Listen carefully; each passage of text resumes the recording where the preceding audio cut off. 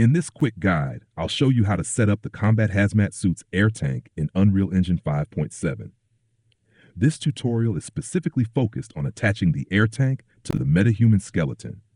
If you're looking for a complete walkthrough on setting up a MetaHuman with an Atira outfit, including outfit assembly, customization, and animation setup, you'll find a full tutorial linked in the description below. This guide is aimed at beginner to intermediate Unreal Engine users. I won't be covering every setting or explaining every part of the MetaHuman workflow in detail.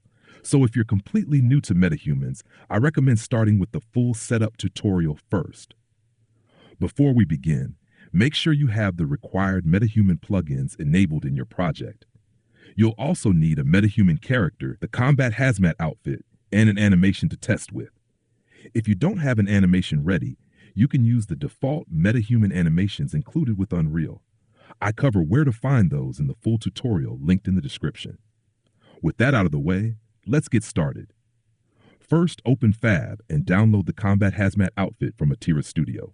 Once downloaded, click Add to Project. Open your MetaHuman character. Under Selection, Hair and Clothing, drag the wardrobe item into the Outfit Clothing slot. Double-click the outfit to apply it to your MetaHuman. If you'd like, you can run a test animation to check the fit before continuing. Once everything looks good, assemble your MetaHuman. After assembly is complete, open the outfit blueprint and locate the air tank static mesh. Drag the air tank into the components panel on the left. Next, drag it onto the body component to make it a child of the body. In the details panel, find the parent socket field and set it to spine 04.